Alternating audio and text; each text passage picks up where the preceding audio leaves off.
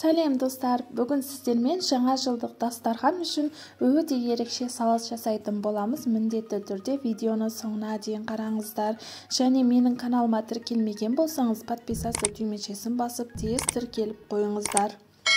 Ең алдымен піскен жұмыртқаларымызды ақ уызы мен сары уызын ажыратып аламыз. Пышақтың көмегімен дәл осылай кесіп ажыратып алсаңыздар болады. Ал енді 4 сары уызымыз бен 2 жұмыртқамызды терканың көмегімен өткізіп аламыз. Жұмыртқаларымыз дайын болды. Енді піскен картоптарымызды да дәл осылай теркадан өткізіп аламыз. Картоптарымыздың да барлығын өткізіп алдық. Ал енді піскен сәбізімізді теркадан өткізіп аламыз. Терканың қалаған тұсын қолдана аласыздар. Сәбізді де өткізіп алғаннан кейін грек жаңғақтарын теркадан өткізіп аламыз. Қаласаңыз блендердің көмегімен майдалап алсаңыз да болады. Жаңғақтарымызды да дайындап алдық. Енді көк пиязымызды дәл осылай ұсақтап турап аламыз. Піскен етімізді де дәл осылай видеода көрсетілгендей ұсақтап турап аламыз. Барлық заттарымызды дайындап алдық. Енді салатымызды жинауды бастаймыз. Тарелкеге дәл осылай стаканды аударып қоямыз және картоптарымызды дәл осылай жайғастырып шығамыз. Кішкене тұз мен қара бұрыш сеуіп, майонезімізді салып, барлық жеріне бірдей етіп жағып аламыз. Ал енді сәбіздерімізді қойып, жақсылап жайғастырып аламыз. Тағы тұз мен бұрыш сеуіп, майонезімізді жақсылап барлық жеріне жағып аламыз. Ал енді піскен еттерімізді дәл осылай қолымыздың көмегімен әдемілеп жайғастырып аламыз. Және майонез ештеңе сеппей тұрып, бетіне көк пиязымызды жайғастырамыз. Етіміз бен көк пияздың бетіне майонезімізді бірдей етіп жағып аламыз. Грек жаңғақтарымызды да әдемілеп формаға салып жайғастырамыз. Грек жаңғақтардың бетіне де майонезді жақсылап жағып аламыз. Кішкене қиындау болады, сонда да жақсылап тырысыңыздар. Дәл осылай жағып аламыз. Енді жұмыртқаларымызды саламыз. Жұмыртқаларды да әдемілеп жайғастырып алғаннан кейін бірдей етіп бетіне майонез жағып аламыз.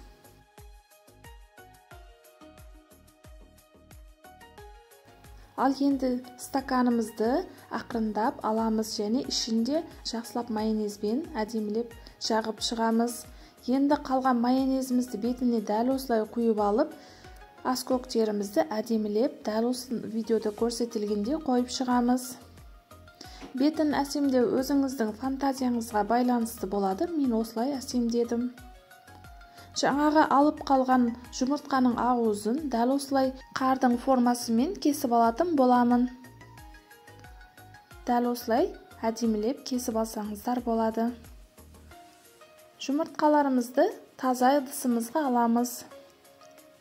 Ал енді піскен қызылшамызды да жұқалау етіп кесіп, қардың формасымен кесіп аламыз. Кесіп алған жұмыртқамыз бен қызылшаларымызды салатымыздың бетіне әдемілеп қойып, алдын ала тазалап алған анарды бетіне әдемілеп жақсылап жайғастырып шығамыз. Ал достар, біздің салатымыз дайын болды. Көріп тұрғаныңыздай дәл осындай өте ерекше салат болады. Міндетті түрде жасап көріңіздер. Сіздерге видео ұнаған болса, менің каналыма жазылып, лайк басып, комментарий жазуды ұмытпаңыздар және қоңырауша түймешесін басып қойыңыздар. Сау, сәлеметте болыңыз. Сәлем достар, бүгін сіздермен дәл осындай жаңа жылдық дастарханыңыздың сәнін келтіретін ерекше салаттар жасаймыз. Міндетті түрде видеоны соңына дейін қараңыздар. Және менің каналыма тіркелмеген болсаңыз, келесі шығатын видеоларымды жіберіп алмау үшін тіркеліп қойыңыз. Ең алдымен піскен картоплымызды теркадан өткізіп аламыз. Ал енді піскен жұмыртқаларымызды теркадан өткізіп аламыз. Теркадан өткізіп алған жұмыртқаларымызды ортақ ыдысымызға саламыз. Піскен сәбізімізді дәл осылай теркадан өткізіп аламыз. Сәбіздерімізді де ортақ ыдысымызға саламыз. Ал енді кішкентай пиязымыздың дәл осылай жарты бөлігін алып қойып, қалған жарты бөлігін ұсақтап турап аламыз. Турап алған пияздарымызды ортақ ыдысымызға саламыз. Бұл салатқа селедка қолдансаңыздар да болады. Мен селедканы онша ұнатпағандықтан дәл осылай етті пісіріп алып, дәл осылай турап шықтым. Турап алған еттерімізді де ортақ ыдысымызға саламыз. Дәміне қарай тұз, қара бұрыш салып, майонезімізді салып, жақсылап араластырып аламыз. Дайын болған салаттарымызды әдемілеп дәл осылай формаларға келтіріп аламыз. Ал енді қызылшамыз бен сәбізімізді теркадан өткізіп аламыз. Осындай салфан пакетін қоямыз және теркадан өткізіп алған қызылшаларымызды қойып, жаңағы жасап алған салатымызды, шариктерімізді қызылшаның ортасына қойып, пленкаларымызды дәл осындай видеода көрсетілгендей жинап аламыз. Қолымызбен әдемілеп формаларға келтіреміз. Дәл осындай болады. Сәбіздерімізді де дәл осындай жайып аламыз. Және жасап алған шариктерімізді сәбіздеріміздің ортасынан қойып, видеода көрсетілгендей пленкаларымызды жинап, формаға келтіріп аламыз. Достар, менің каналымда бұдан бөлек салаттар, торттар, десерттер, ыстық тағамдардың рецептері бар. Міндетті түрде кіріп көрсеңіздер болады. Барлығы сенімді, өзім неше жылдан бері қолданып келе жатқан рецептер. Салаттарымызды әдемілеп жасап алғаннан кейін осындай оливкаларды қойып шығамыз. Және бізге көк пияз қажет болады. Көк пиязымызды да әдемілеп бөліктерге бөліп алып қойып шығатын боламыз.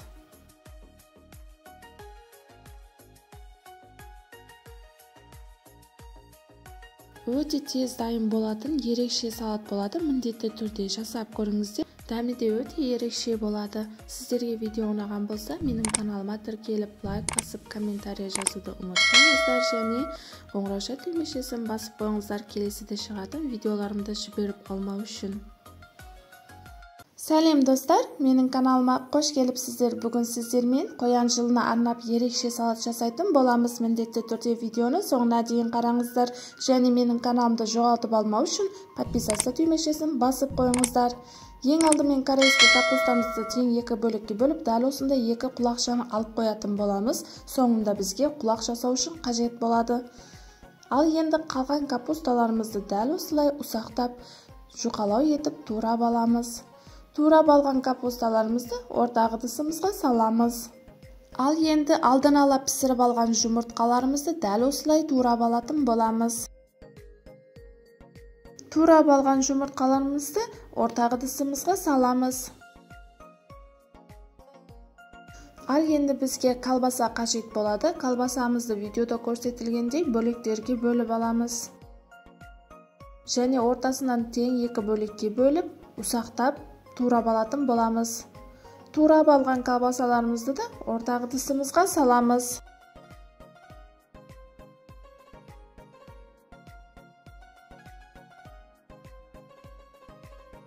Ал енді тұздалған қиярымызды дәл осылай жіңішкелеу етіп бөліктерге бөліп аламыз. Және ұзынша етіп турап аламыз.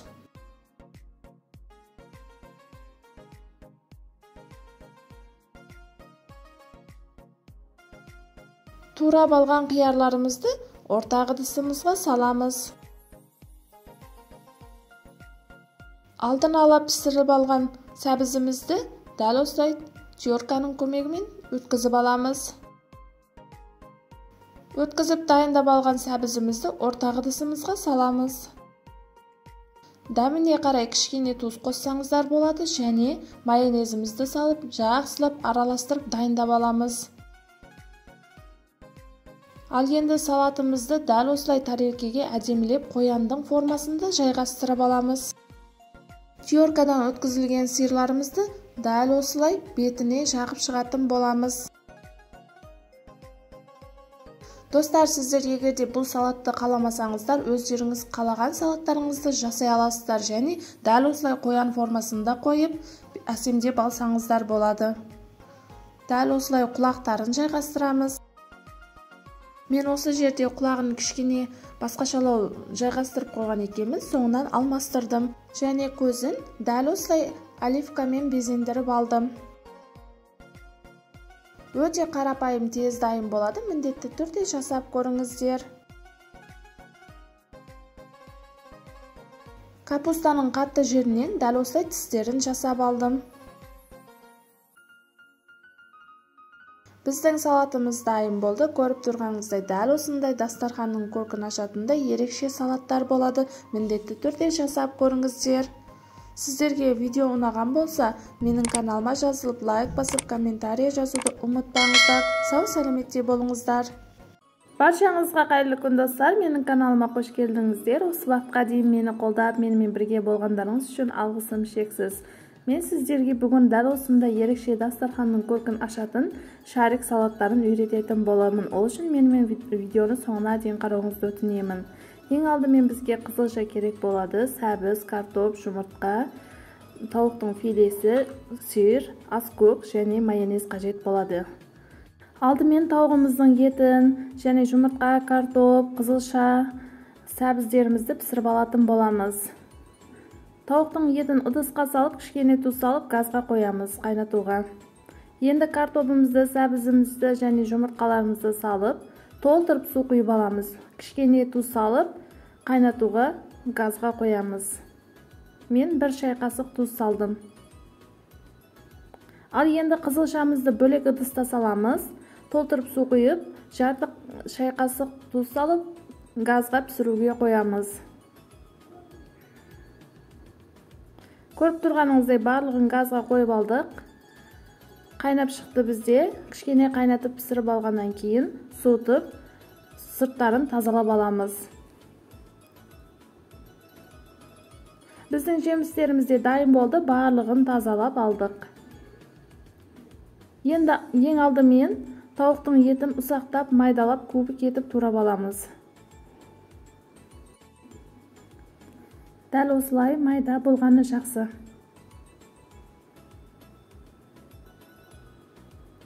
Енді таза ыдысымызға саламыз.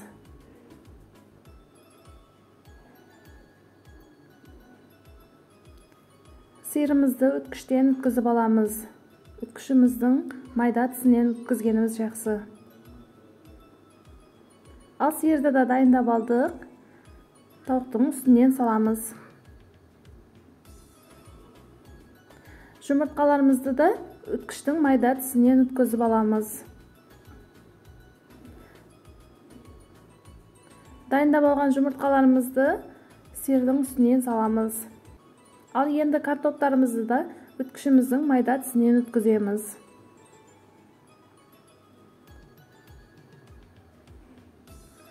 Салатымыздың негізін дайындап алдық. Ал енді сәбіз және қызылшамызды шығарып аламыз. Бұл біздің салатымыздың сыртына қолданылады.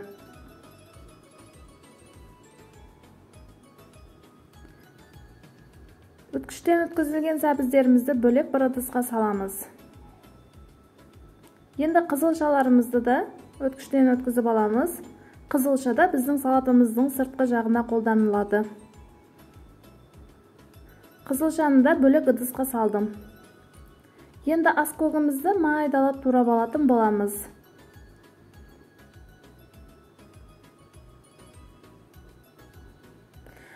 Аскөкті де салаттың сыртқы жағына қолданамыз.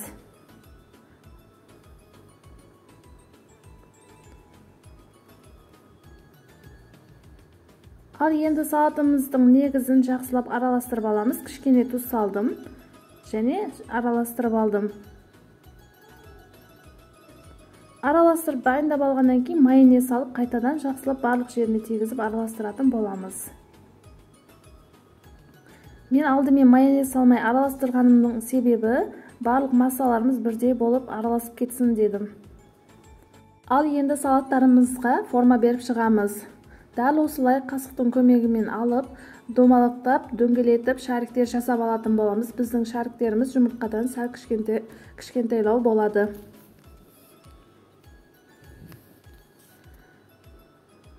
Шариктерімізді жасап дайындап та алдық. Енді сыртқы жағына қызылшаларымызды жабыстырып, әдемілеп, дөңгелетіп, шариктерімізді жасап аламыз.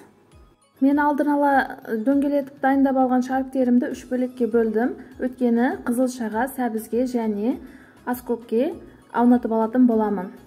Дайындап алған шариктерімді қызылшаға аунатып алғаннан кейін, енді сәбізге дәл осылай аунатып алатын боламыз. Дәл осындай дүп-домалақ әдемі формаға келеді. Достар, менің каналымда тағамдар, десерттер, торттар, салаттардың түрлері бар. Міндетті түрде кіріп көрсеңіздер болады, және достарыңызбен, жақындарыңызбен де бөлісе отырыңыздар. Қалған дөңгелектерімізді аскөгімізге дәл осылай дөңгелетіп аламыз. Дайындап алған шарик салаттарымызды енді ыдысымызға жайғастырып шығамыз. Таза ыдысымызға шарик салаттарымызды жайғастырып аламыз. Қызылша салатымызды қойып аламыз және шеттерінен дәл осылай сәбіз салаттарымызды қойып шығамыз. Гүл сияқты болады. Ал енді қызылша және аскөктерді бірінен кейін бірін қойып, әдемілеп жайғастырып шығамыз. Достар, бұл салаттарымызды өзіңіздің фантазияңызға байланысты өздеріңіз қалағандай безендіре аласыздар. Және бұл салаттарымызды мерекелік дастархандарға, жаңа жыл мейрамдарында жасасаңыздар өте керемет болады. Дастарханның көркін ашатын және дәмдері де ерекше, аузыңызда қалатын ерекше салат болады. Барлығына бірдей ұнайтын керемет салат болады. Міндетті түрде сіздер де дайындап көріңіздер. Достар, сіздерге видео ұнаған болса, менің каналыма жазылып, лайк басып, комментария жазуды ұмытпаңыз және қоңырауша түймешесін басып қойыңыз. Сонда менің видеоларымда біріншілерден болып көретін боласыздар. Достар, сіздерге салатымыздың ішін көрсетейін дедім. Дәл осындай сочный, өте дәмді салат болады. Міндетті түрде өз пікірлеріңізді комментарияға жазып қалдырыңыздар. Сіздердің пікірлеріңіз маған өте маңызды. Видеоны соңына дейін қарап менімен бірге болғандарыңыз үшін алғысым шексіз. Ал сіздерге сәттілік, достар.